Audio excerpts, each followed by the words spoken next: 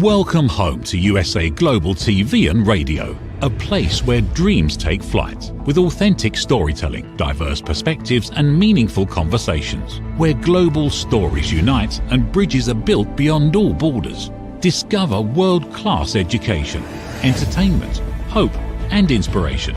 Together, we're building bridges worldwide. Subscribe to our channel, USA Global TV. Download our app, USA Global TV.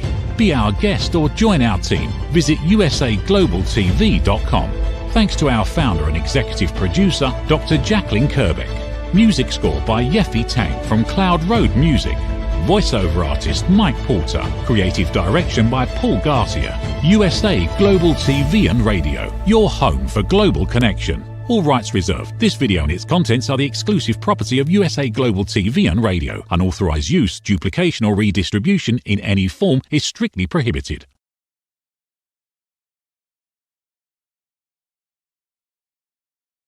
Hi, thank you and welcome to the Persistence Payoff Show. We're here on USA Global TV and Radio. I'm your host, Kimberly Schafer. I'm on my own journey of persistence. I'm a first-time entrepreneur and inventor. I invented the ring thing, which is a waterproof ring holder, and it's been a fantastic journey so far. What I'm learning is that for all of us, persistence changes over time. We might focus on something at one time in our life, and then that changes, and the ways that we persist change. So I'm really interested in talking to people from all walks of life about the role that persistence has played for them, and learn about their hows and their whys. And I'm finding it very inspiring. So I hope that you do too. That brings me to our guest today, Linnea Mack, who is a professional swimmer. Linnea has been swimming since she was a young girl. She had a storied and very decorated career at UCLA. She was a member of Team USA Swimming, and she swam for multiple seasons with the International Swim League, which was a professional swim league that was very innovative. She's now turned to coaching at both the collegiate level as well as all the way down to young children. And most interestingly right now is she has developed a yoga program specifically for swimmers. So I'm very interested in hearing about all of that, including her current program. And most importantly to me, Linnea is my niece. And so I've had the joy of watching her journey this whole time, and I look forward to continue watching it as it develops. So please welcome Linnea to the show. Yeah, great. Thank you so much for being here. Perfect. Thank you. Thanks for having me. Sure. So you're in Australia, so I know that it's early morning there, so I really appreciate you being here. I want to talk about your journey that brought you to where you are, but I'd actually like to start with talking about where you are right now and to hear more about your current program, the Yoga for Swimmers, and how did you develop it, why, and how does it help swimmers specifically? Yeah, so I mean, yoga for me has been, interestingly, a kind of a parallel as I've moved through my own swim journey. And it was funny, I was kind of tracking it as I was thinking about today's show, and I was like, I think it actually tracks pretty well with how kind of my purpose and kind of my relationship with swimming has evolved. I kind of notice a parallel and a mirroring of how my relationship with yoga has evolved over the years. And so, yeah, it definitely, like, yoga for me started off on a very purely physical level. It was something that was helping with my swimming, and it was just kind of like a tool in addition to what I was doing in the pool. And then as I got further and further along kind of into the professional levels, I started to see how yoga was helping me mentally. And so it was more about the kind of the flow state aspect of it, the learning how to stay present in the moment, the breath, and just kind of like being able to show up fully in any single moment, kind of no matter what the pressure or the expectations or what the meet was. And then I kind of noticed a shift more recently into seeing how yoga was more just kind of a way of being and a lifestyle practice. And so with that, I kind of was able to step back from the swimming arena and the competitive space and just see like what an amazing resource and what an amazing tool this is to be able to combine the mind-body aspect of yoga with swimming. That's also a mind-body practice. To be able to bring the two together and just like really elevate the experience of what's going on in the pool and just kind of add another layer to what to what I'm doing and to what other people are doing. And so my kind of goal and my hope with it is to be able to share some of the things that I've learned along the way, and hopefully, all the way from club swimmers who, again, maybe they're just, figuring out their balance and it's going to help them get off the blocks a little bit easier or be a little bit more connected through the core, all the way to master swimmers who, kind of same thing. It's like learning how to activate their bodies in a way to prevent injury as they start to and increase mobility over the years, along with open water swimmers, just getting in that flow state, staying in rhythm. So really it's touching on all these little bits of community that I've been a part of over the years. And I'm just really excited to bring what I've learned with the two and like my experience with the two, swimming and yoga into these spaces. So I'm just really excited to start to share that and provide some education resources however I can into helping people with that. Yeah. Oh, that's great. Before I ask my next question, I'm just going to ask if you can just adjust your camera a little bit, getting your heads a little bit cut off. We want to see all of you. So that's great. Thank you. Yeah. So with yoga for swimmers, are there specific moves and specific yoga poses that you're focusing on more than others that are more germane to swimmers? I mean, in reality, right, like swimming is a full body sport. It's a full body exercise. So, and as is yoga.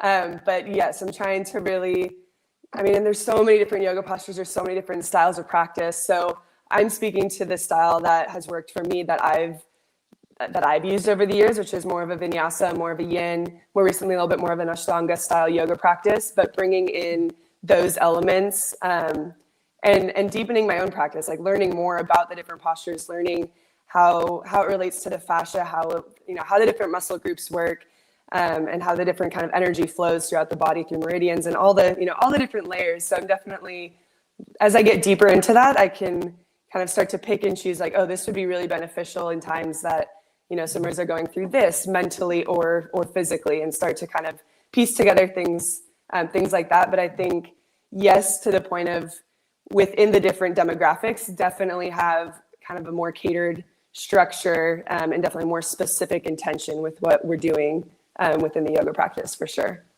Yeah. All right. That's so interesting. Yeah.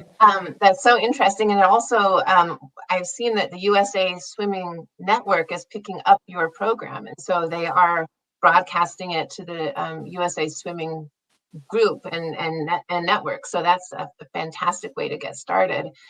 And I can really understand the benefit of that, because you're right. Like, I imagine as a swimmer that, there's so much focus on time and getting off the block and planning all these things and how to be present in the moment. Yeah. And it doesn't necessarily seem logical that those two things would be related, but I can see how learning to be in the moment actually helps you be a little faster and help clear your mind of maybe any psychological block could come up. Yeah, for sure.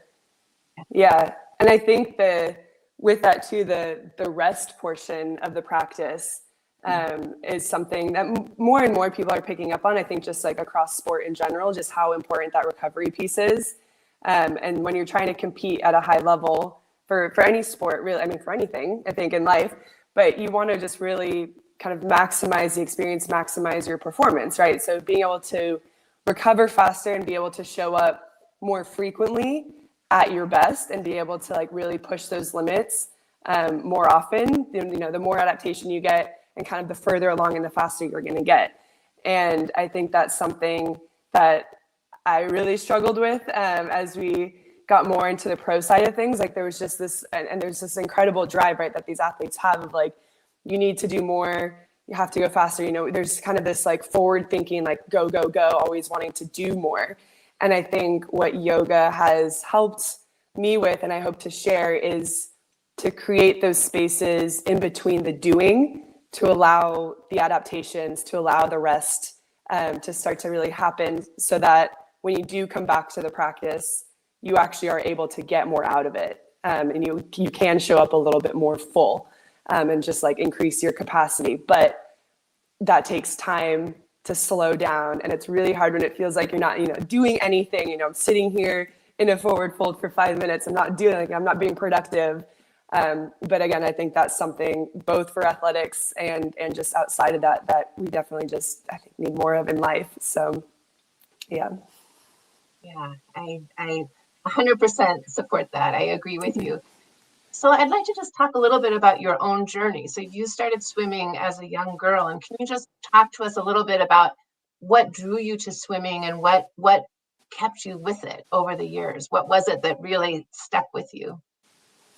Well, I honestly joined swimming because my best friend in third grade was going to swim practices after school, and I just wanted to spend more time with her. So it's like, well, if I just go to swim practice with you, we can hang out more. And that was great. But honestly, like from that, I formed just a really tight-knit community on that team, and that kind of became my space. It was somewhere where I kind of had the control of what I was doing. And I think as a young girl with a lot of energy, that was like a really good outlet in that way for me. And it's honestly kind of continued to evolve and keep that same kind of core connection piece. I think no matter where I've been over the years, moving into high school, that was kind of like, that was my core, that was my community. Same into college, like my swim team, those were your girls, that was your rock. All the way into pro, like those were your people. As we traveled internationally, no matter where you went, it's like I could always kind of find the swimmers, and that was always like my connection and my community piece. Same moving out to Hawaii, hooked right into the open water swimming, and it's like just this love for water that I think brings us together. And I think that's kind of what, I don't want to say like what's been the why over the years, but that's definitely been a component of like what I love so much about swimming is just the type of people that show up on the side of the pool deck or that show up at the beach in the early mornings to go jump in the water. So I think just getting to share that love of just that freedom of how weightless you feel, you're tuned out from any sort of like external distractions, and it's just like you're really present in this space. So I just really enjoyed getting to share that with people over the years, and that continues to evolve as I go as well. Yeah, that actually raises a question for me. As you were talking about being weightless and in the water. So like when I go work out, many people are wearing headsets, right? And they're listening to things, listening to podcasts or listening to whatever they're listening to while they're exercising. Does that happen in swimming much? Now, like, has technology advanced so that people can have earbuds in and listen to something while they're swimming? Or is it really one of those sports where you really have the quiet of it while you're swimming? I know there are these like underwater headphones that you can have, and I do see people with them sometimes.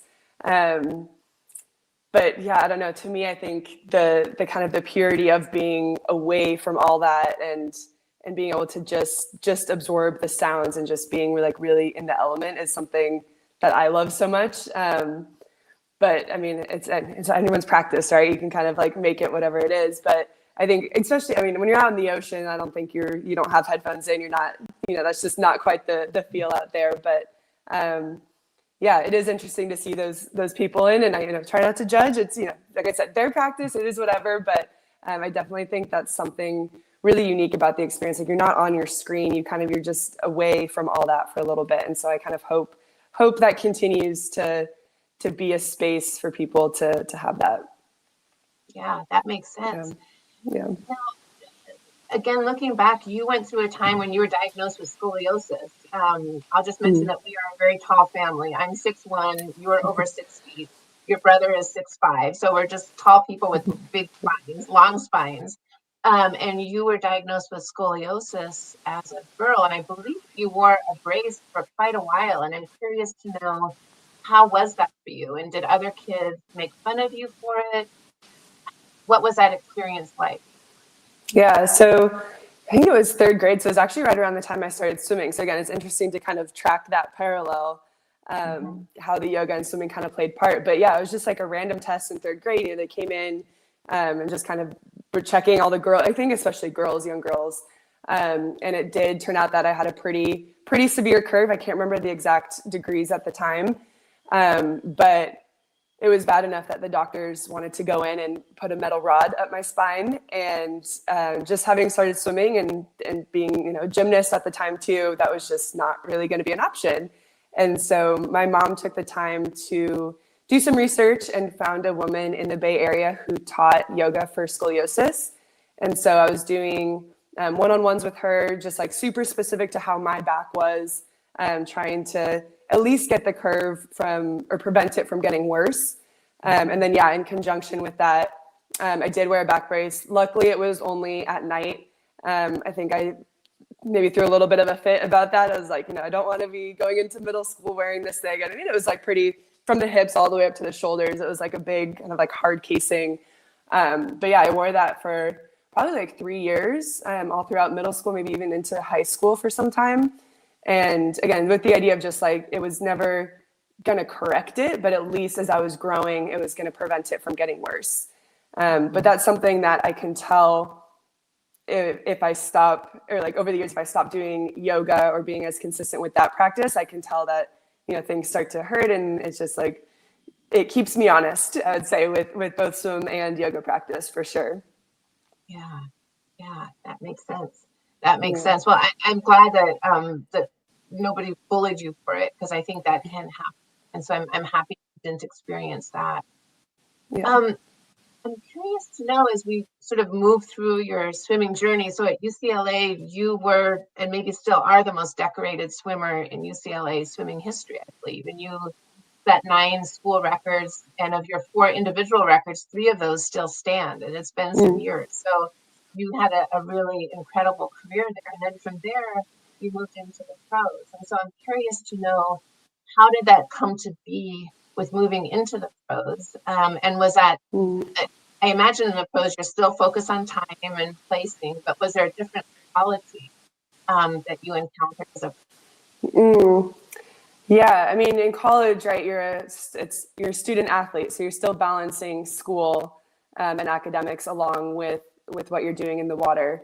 I feel very fortunate to have had a very supportive team at UCLA, and I remember super vividly finishing out my last meet, my summer of my senior year, and just crying, not so much out of sadness, but just kind of like, wow, that was, such an incredible experience. Like, I can't believe it's over. Like, that can't just be it. I don't want this to end. And I think there's a part of me, like, deep down that knew I wasn't quite done yet. And I didn't know what that meant or what that looked like. And I remember having a conversation at the Indiana pool with Madison Kennedy, and my coach Cindy at UCLA. She brought her over, and she's like, Madison's been a veteran. She's kind of done swimming differently. She kind of took it her own path and really made the journey and made the process her own, and was really authentic in that. And so she was like, Madison, come over here and talk to Linnea. And I remember Madison talking to me, and she's like, let it go for a little bit, go live a normal human existence, kind of take a step out of the water, be dry for a little while and see what that's like. And so that summer I got surgery on my left shoulder, just in part of the imbalances caused by the scoliosis. There's just overcompensation, labrum tear, the usual for a swimmer. So I got surgery on that. And during that recovery process, I actually was up in Chico, California, near where your dad, my grandpa, lived, and living with him and working in school gardens with kids, just teaching them about nutrition and gardening, and picking up cycling. So just really stepping away from that whole world and doing something completely different, and just really reorienting myself. And I got to a point probably about a year after that where I was like, I think I'm ready. I want to give this thing a shot. And funnily enough, I had signed up for my yoga teacher training that fall, and I met a girl there, and she was like, you just go do this thing, give it your all. Let's just really, really positive and encouraging. And like, you're never going to know unless you really just go all in and try. And so I think that was the little key. And I was like, yeah, I'm going to give this thing a shot. And so I came back from that, and as a pro, I mean, that's your whole life, right? Like that's the focus, that's the why. Everything kind of revolved around trying to make that Olympic team, and just kind of discovering every single day, right? Like, how far can we go? This is it. This is what you're doing. This is the focus. And so I think that over the span of 3 years leading up to the trials, well, what became 3 years because of COVID, that was really just kind of my my North Star, and everything, all my travel, family vacation, everything just kind of like not revolved around that, but like that was the center point. I was willing to go above and beyond, to make the sacrifices, to go on these trips and do whatever it took, to just kind of put my head down and like, this is it, this is what I'm doing. So I think that was definitely a different mindset than college, where it's like, you still, I don't want to say distractions, but you have all these other parts of life that you're still kind of navigating, and you're being a good teammate, you're being a good friend, and you're doing school and exploring LA and doing all those things. So I think the pro life just kind of like, shortened, I don't want to say shortened, but like made the aperture a little smaller, and was like, okay, this is the center point. This is what, if you're here for, this is what we're doing now. Yeah, that makes sense. And when I think about persistence through all of that, I think of it in a couple of ways. I mean, there's the persistence in following your dream, like you're saying, like you're just going to go for it and do it. There's also I don't know what the word would be, maybe a daily grind persistence, because I'm sure that training doesn't always feel good, right? So it's really hard, and that can also be how you push yourself forward, is going through those tough moments in training, and so you persist and you stick with it to that. And so I'm curious to know, both for the two-part question. One is for yourself. Where do you think that quality comes from, and what have you learned about yourself? And then the second part that we can come back to is, did you notice any commonalities in the other pro swimmers in terms of that quality of resilience and sticking with it? Yeah. I don't know. I guess it just started at a young age. I think I was just surrounded growing up by role models. I mean, I know I mentioned Walt, your dad, my grandpa, and his journey through his own athletic career, and just seeing, like, he was running marathons into his 60s or something crazy. And he was a D1 runner on scholarship at Michigan. And that was what he did, and he stuck with it. And seeing his journey again, like as a collegiate athlete, and then how he was able to continue and formed community, and kind of like still found meaning in his running, and kept finding kind of that deeper purpose, and pushing himself to just really discover, all that was inside of him. I think that having that as a role model just really helped me see and believe that's like, okay, this isn't just a sport, that there's another layer to it. And maybe, I mean, I'm not thinking this as a 9-year-old probably, but I think like subconsciously that was kind of probably rooted from a very, very early age. And then I will give, like, my coach growing up too, Coach Brian at Osprey, was just amazing at seeing the long game. And again, I think he saw all of us swimmers as people. And I think his heart was in developing and helping us develop as human beings. And so I think the discipline of being able, or the resilience, I guess, of being able to bounce back and get up, fall down 9 times and get up on number 10. And he just really made that a priority, not a priority, but like he really stressed that. And that was a value on the team. It's like, you're going to fall down. You can't be perfect every time. And he allowed that space for that kind of, that failure, for things not to work out. And he always said, it's part of the building blocks. It's like, you're learning, okay, this worked, this didn't work. And so I think that kept the process also interesting, because it always felt like a little bit of an experiment. And it was never like, just this is the way we're going to do it, and you're just going to do this for a bunch of years. It's like, okay, we're trying this for a year. Okay, that didn't really work. How do we adjust? How do we tweak?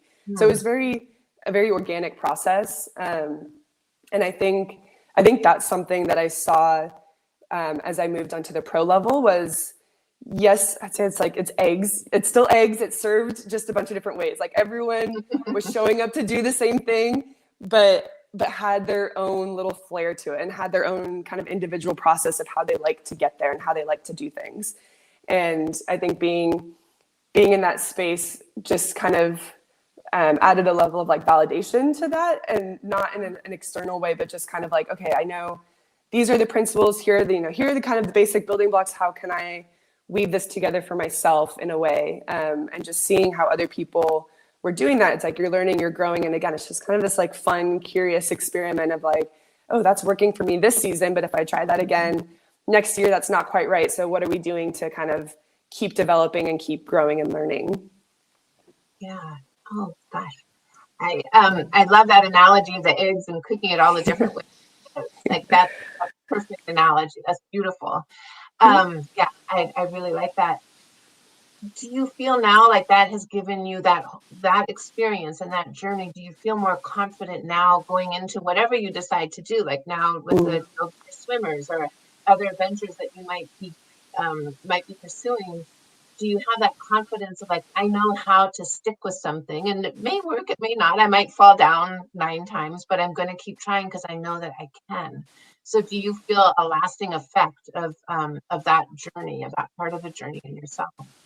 Yeah, 100%. And I think that's very much the season that's happening now is, it's almost like kind of like a sculpture, right? It's like you're kind of chiseling away. And I feel like now I've kind of got at least to the essence of who I am. And I think that's a lot of what the whole journey has been about since the time I was 8 years old and starting off. It's kind of figuring out who I am and starting to unpack those layers and figuring out, again, a process that feels really authentic to me and to my being and kind of honors all these different parts of myself. And I think, and I touched on it earlier, I think athletics it's a very like masculine energy. It's a very, very go, very active. And I think the yoga for me kind of brings in this balance of allowing a little bit more feminine, that rest, a little bit more of like a creative, a movement, a flow to things. And so it's been really fun to kind of like balance the both. And I think the more I allow both of those sides of myself to express themselves, the more I do feel grounded and rooted and like I can show up and do anything because I know I've done the work to really get to know myself. And I know that no matter what, I have kind of access to all these parts, or like no matter what happens, like I can show up really fully because I've done the work to figure out, my process and my method to get me there. And I think the persistence over the years of chiseling away at kind of like figuring what that is, like, okay, that doesn't feel right. This does feel right. I'm going to stick with that method. And then staying true to the method. I think that's kind of the season that we're in right now is like, okay, I've kind of discovered all these things. Now, how am I going to do that and live that every single day and stay rooted in integrity and really live with integrity and living out these methods. It's one thing to say it, right? It's another thing to like actually wake up and do the work. So, but just learning how to do that in a different space. And it feels like then when you're staying true to that, that you can show up and that, things are just happening the way they're meant to, and that you're giving your best in any situation. And that's a good feeling no matter where you are to do that. Yeah. I think that's fantastic. And what is the response? What response are you getting from swimmers now as you're putting out the yoga for swimmers and USA Swimming is helping to broadcast it? Are you getting feedback from people, and what is that feedback? Mostly all positive. I would love to hear any constructive criticism as well. Always welcome. But yeah, I think for the most part, pretty positive. Everyone's, we need more of this in the swim world. And, thank you for putting this out. And it keeps me honest and on my toes. Like I want to be sure that I'm sharing things that are truthful. So I want to be sure that I'm doing the research and really getting to the source of, of where things are coming from, to be sure that I'm sharing the most truth and being sure that I'm sharing the right things. But for the most part, yeah, it's been really positive feedback. And again, really interesting to see what sparks interest in the various communities. Like obviously the club swimmers, club coaches are more interested in the performance kind of side of things. So I love speaking to that.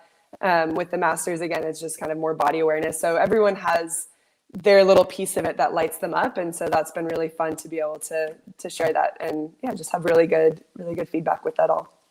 Yeah, no, that's very exciting. And do you envision that being mostly available online, or do you think that you'll have workshops and like take it on the road and do retreats or workshops around that with swimmers? Yeah, that's the goal. That's the vision. For right now, it is just online, but I feel very fortunate to have a couple other girls, and we're actually like international already, which is cool. I mean, one is in California, and I have another girl that I'm working with up in Canada. And so we're each kind of working within our own little demographics to bring yoga to the swim communities that we're involved in. Right now, again, we're all spread out, so it is online. we figured that Hawaii is a good center meeting point. And so we're in the works of kind of starting to develop, like you said, kind of these specialty workshops, long weekends, hopefully moving into more camps and retreats to be able to bring people, again, any demographic, we'll kind of be able to pitch to all of them and have people come and experience both yoga and swimming on just like a pretty deep level. So that's the vision, you know, kind of just starting one bit at a time. But that's something like what you're asking before. I think that's something that swimming has helped me with. You know, you have the Olympic dream, and it's like, okay, that's an 8-year down the line kind of goal when you're, you know, a teenager. And so now I'm able to, okay, that's the goal for, you know, a couple years down the line. We don't need to be there yet. Let's tune back, you know, kind of step it back. That's there, but what do we need to do now? What's important to start to, what's the strategy in how to get there? So I think in that regards, yeah, I definitely have the ability to be able to goal set and know that it's a process in getting there. Yeah, that's incredible. Well, I think Hawaii is a great choice because who would want to go to Hawaii? Exactly. Right? That's a great, yes. I think that's fantastic. And now you've done some coaching with kids when you were in Hawaii. Can you talk a little bit about that program that you were involved with, and how did that impact you to coach underserved children regarding swimming?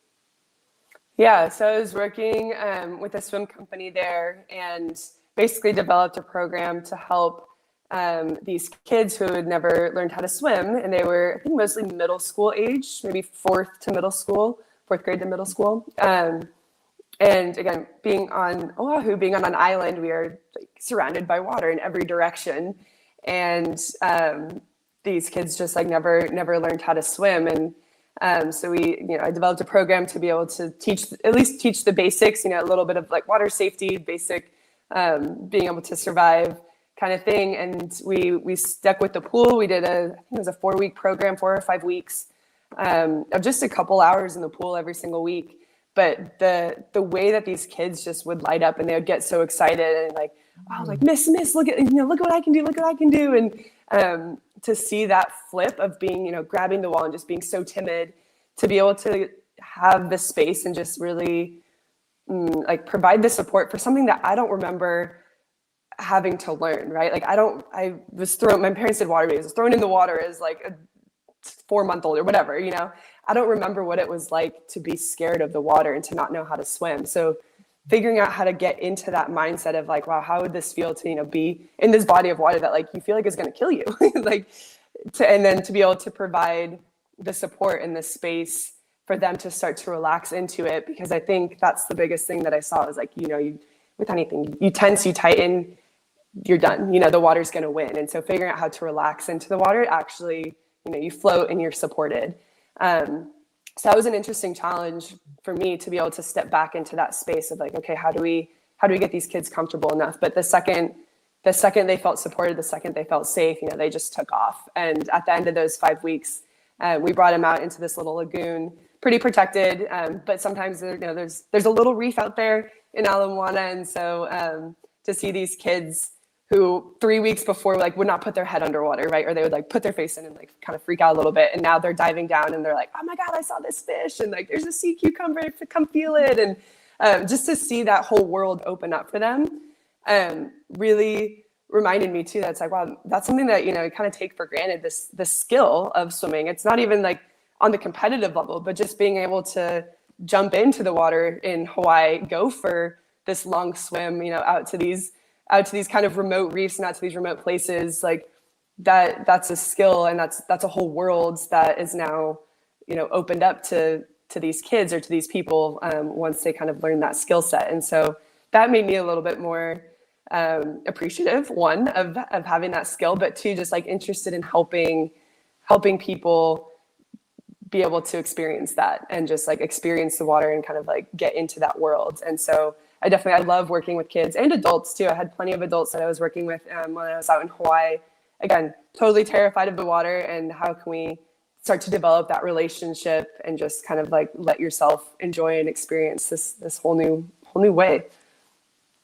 Wow, that is I think that's just beautiful, because that's life changing for all of those people Yeah. at any age, and I agree with you. I don't know what that feeling is either, to be terrified of the water, unless I'm looking at like a class 5 rapid on the Colorado River. I'm scared, but otherwise I don't know that feeling of being afraid. And so that's a really, kudos to you and to the Yeah. program for doing that. That's life changing for them. Yeah. Yeah. It was really fun to be part of. Yeah, that's a beautiful thing. Do you see yourself going into coaching along with the yoga program? Or I know that you've done some coaching at all levels, including collegiate. Is that an area that you're interested in? I think just having kind of high touch points with the programs, like with collegiate or with club. I think, again, this is just right now, I feel really drawn to doing more of the kind of individual and working with people on like a really deep level. And so I think, but being able to go and have, again, like those high touch points, being able to go and kind of like help the teams develop the program and share the yoga with them, would be a dream. And I think with that, yeah, it's just kind of working in multiple settings within that. Just sounds really, I don't know, that sounds interesting to me. Yes. Yeah. And do you find that the swim community is pretty similar wherever you are in the world? I mean, now you're in Australia, you were in Hawaii for a while, you grew up in California. Do you find commonalities in the community, or do they each have their own personalities? No, I think everyone has their personality to it. And yeah, and I think being able to, again, I think that's part of the experience of being able to come into these different spaces and just kind of like observe and be part of that personality of the culture of a given group. And I think that changes like team to team even, but even in my experience with like open water swimming, like each crew kind of has like a different vibe to it and has a different feel. And so that's kind of part of the fun. It's like, yeah, there's this commonality, and you're going to go out there and you're going to put your head down and be in your own world, but at least you're kind of, you're together. But I think there's definitely like a different vibe and a different feel, depending where you are. So yeah, I've definitely noticed a difference. Yeah, that's so interesting. Well, before we wrap up, I want to ask you to tell people how they can connect with you. And also, if someone is not a competitive swimmer, or they're not a master swimmer, maybe they just jump in the pool periodically, is your program still for them? Like, would you say it's yoga for swimmers, but it's also yoga for anybody? Yes. Yes. Yeah. And that's what I kind of had this moment the other week where I was like, I think we're all swimmers, whether or not you identify as one yet. Like deep down in our roots, like we are water beings, and there's something about like we are drawn to the water for a reason. So yes, I think the page is up there, the Yoga Swim Flow. That's kind of the collaborative platform that I have with the other girls right now, and we're working on developing out a website to be able to showcase kind of those workshops. But yeah, Instagram for right now is definitely the best way to contact me on social media, and until we get the website up and running. All right, that's great. Well, this has been so interesting, and I'm so grateful that you took the time to come and tell us about your journey and about your program. So really be excited to see where it takes you. Beautiful. Yeah, thank you so much for having me and thanking me on the show. Appreciate it. Thank you. All right, thanks. Well, that was so interesting. I learned a lot of things that I didn't know, and it's fun to get to really dig into something like that. I always end every show with a quote about persistence. And so the one that I'll end with today is from Khaled, which is, positivity, confidence, and persistence are key in life. So never give up on yourself. And I think that's part of what Linnea was talking about sticking with herself and what her journey is and how she's evolving. And so I really, it's funny, when I pick the quote, I never know exactly how it's going to fit. And I think this one fits perfectly. You can reach me through the Ring Thing, ringthing.com, and the Instagram page is @ring_thing.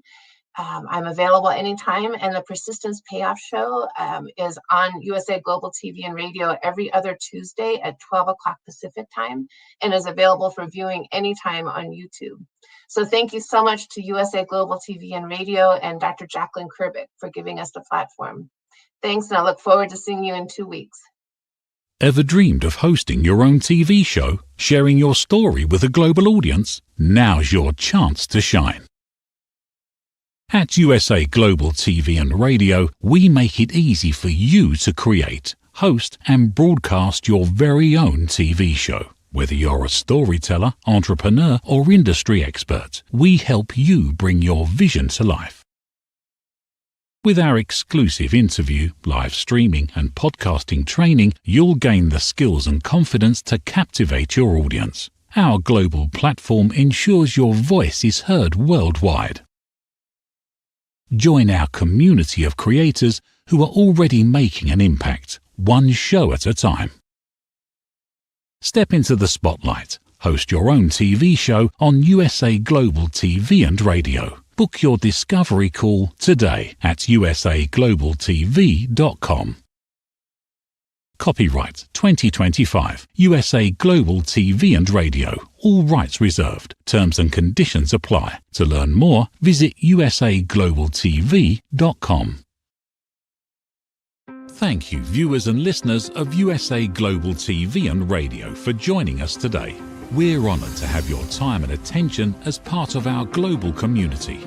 At USA Global TV and Radio, we believe in the power of authentic conversations, meaningful connections, and creating a world of possibilities together. Want to be part of something bigger? Join our team of elevated listeners at usaglobaltv.com, a space where your voice matters and your ability to listen transforms relationships. Stay connected with us across all our platforms for thought-provoking discussions, expert insights, and empowering stories. Subscribe to our channels at youtube.com/c/USA-Global-TV. Follow us on social media and explore the endless opportunities we're creating for growth, learning, and inspiration. Together, we're not just broadcasting, we're building bridges and changing lives one conversation at a time. For inquiries, contact us at info@usaglobaltv.com. Music by Johnny Dyes. Produced by Executive Producer and Director Dr. Jacqueline Kerbeck. Voiceover by Mike Porter. Creative Direction by Paul Garcia. All rights reserved. Copyright 2025. Visit usaglobaltv.com to view our full terms and conditions.